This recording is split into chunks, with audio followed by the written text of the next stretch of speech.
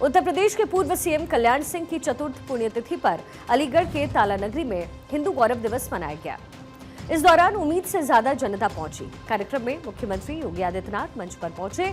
उनके साथ केंद्रीय मंत्री धर्मेंद्र प्रधान, प्रदेश अध्यक्ष, दोनों डिप्टी सीएम और प्रदेश सरकार के कई मंत्री भी श्रद्धांजलि कार्यक्रम में शामिल हुए। बड़ी संख्या में भाजपा कार्यकर्ता और हिंदू धर्मगुरु उपस्थित रहे। यहां से बीजेपी ने मिशन 2027 का आगाज किया। कार्यक्रम स्थल पर 1 लाख से अधिक लोगों के जुटने का अनुमान लगाया जा रहा है। न केवल उत्तर प्रदेश बल्कि पड़ोसी राज्यों से भी लोग बाबूजी को श्रद्धांजलि देने के लिए पहुंचे। उत्तर प्रदेश के पूर्व मुख्यमंत्री स्वर्गीय कल्याण सिंह का आज चौथा पुण्यतिथि का जो आयोजन था कार्यक्रम का वो किया गया और इस पूरे मौके पर उत्तर प्रदेश के मुख्यमंत्री योगी आदित्यनाथ अलीगढ़ पहुंचे। हालांकि अलीगढ़ पहुंचने के बाद उनका भव्य स्वागत किया गया। इस पूरे कार्यक्रम की अगर बात करें तो मंच उस राम मंदिर आंदोलन के गवाह का भी एक कहीं ना कहीं साक्षी बन गया। इसी मंच पे तमाम जो वो चेहरे थे राम मंदिर आंदोलन से जुड़े हुए वो भी नजर आए, चाहे उमा भारती की बात करें या फिर हम तमाम उन चेहरों की बात करें जो कल्याण सिंह के साथ काम किए हुए चेहरे थे। इस पूरे कार्यक्रम की बात करें तो इस पूरे कार्यक्रम के दौरान इस भव्य मंच को तैयार करके 2027 की पृष्ठभूमि का एजेंडा भारतीय जनता पार्टी ने सेट कर दिया है और वो एजेंडा है हिंदुत्व की राजनीति का। मंच से केशव प्रसाद मौर्य ने अपने संबोधन में बहुत स्पष्टता के साथ इस बात को बोला कि आने वाला जो समय होगा वो धीरे धीरे किस तरीके से परिवर्तनशील होगा और जो 2027 का चुनाव होगा उसमें पीडीए को कैसे जवाब देना है, इस बात पर भी केशव प्रसाद मौर्य ने अपनी बात को कहा। इसके साथ ही अलीगढ़ के नाम को बदलने की बात मंच से की गई। उस समय मंच पे उत्तर प्रदेश के मुख्यमंत्री योगी आदित्यनाथ भी मौजूद थे। अलीगढ़ के नाम को बदलकर हरिगढ़ करने की बात कही गई है क्योंकि अन्य हिस्सों में कई जगहों पर नाम जो है वो बदले गए हैं। कैमरामैन सिबली के साथ गौरव मिश्रा, भारत 24, अलीगढ़। वही कार्यक्रम में राम मंदिर आंदोलन के समय कल्याण सिंह के साथ रहे वो चेहरे भी नजर आए जिन्होंने कल्याण सिंह के साथ काम भी किया और अपने अनुभव भी बताए। मंच पर उमा भारती, विनय कटिहार जैसे चेहरे की मौजूदगी रही। 1990 में उत्तर प्रदेश की बिगड़ी हुई हालात में उत्तर प्रदेश के अंदर कानून का राज कैसे होना चाहिए और सुशासन के लक्ष्य को कैसे प्राप्त किया जाना चाहिए, लेकिन विरासत और विकास की यात्रा कैसे साथ साथ चल सकती है, अपने छोटे से कार्यकाल के दौरान सरदेव बाबूजी ने उत्तर प्रदेश में करके दिखाया। और उसके उपरांत जब उनकी चुनी हुई सरकार को अलोकतांत्रिक तरीके से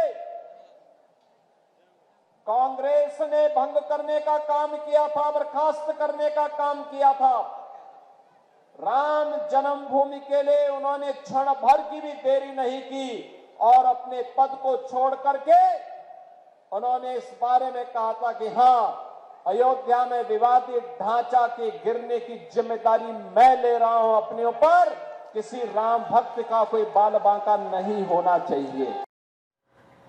इस पूरे आयोजन के बाद से भारतीय जनता पार्टी ने मिशन 2027 के चुनावी हिंदुत्ववादी एजेंट का शंखनाद किया और उसकी शुरुआत पश्चिमी द्वार अलीगढ़ से आज शुरू हो गई। मंच से अलीगढ़ का नाम बदल करके हरिगढ़ करने की भी अपील की गई। इस मौके पर उप मुख्यमंत्री केशव प्रसाद मौर्य ने बड़ा बयान दिया। उन्होंने कहा कि बाबूजी कल्याण सिंह ने राम मंदिर आंदोलन से लेकर के गरीबों और किसानों के लिए जो योगदान दिया है वो ऐतिहासिक है। ऐसे में उन्हें भारत रत्न से सम्मानित किया जाना चाहिए। 27 में समाजवादी पार्टी का सुपड़ा साफ करके देना है। भ्रष्टाचार और गुंडागर्दी करने वाले, माफियागिरी करने वालों का सफाया करके देना है।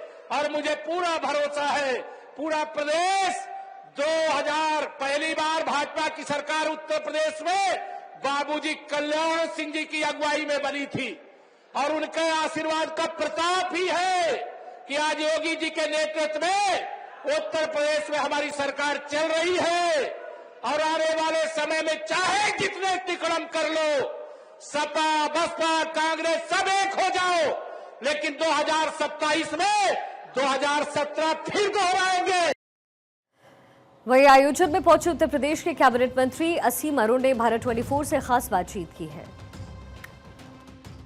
आज अलीगढ़ में एक बड़े कार्यक्रम का आयोजन किया गया। इस वक्त हमारे साथ मौजूद हैं असीम अरुण जी, उत्तर प्रदेश सरकार में मंत्री हैं सर। और जिस तरीके से इस पूरे आयोजन के दौरान हमने देखा राम मंदिर आंदोलन का कई बार जिक्र हुआ और ये कहीं ना कहीं मन से एक बात भी उठी कि अलीगढ़ के नाम को बदल के हरिगढ़ कर देना चाहिए। क्या ये एक संदेश था?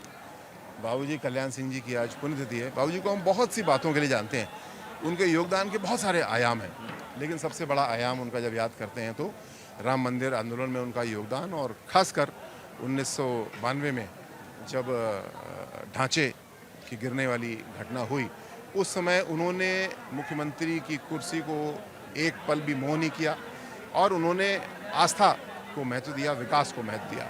विकास की बात करूं तो उनका नाम भी कल्याण, उनका काम भी कल्याण कहा जाता है, और उन्होंने किसी प्रकार का भेदभाव नहीं किया और हर एक को उन्होंने इस प्रकार समर्थन किया। साथ साथ कानून व्यवस्था को ठीक करने का काम उन्होंने किया था 1951 में, और दोबारा भी उनको मौका मिला।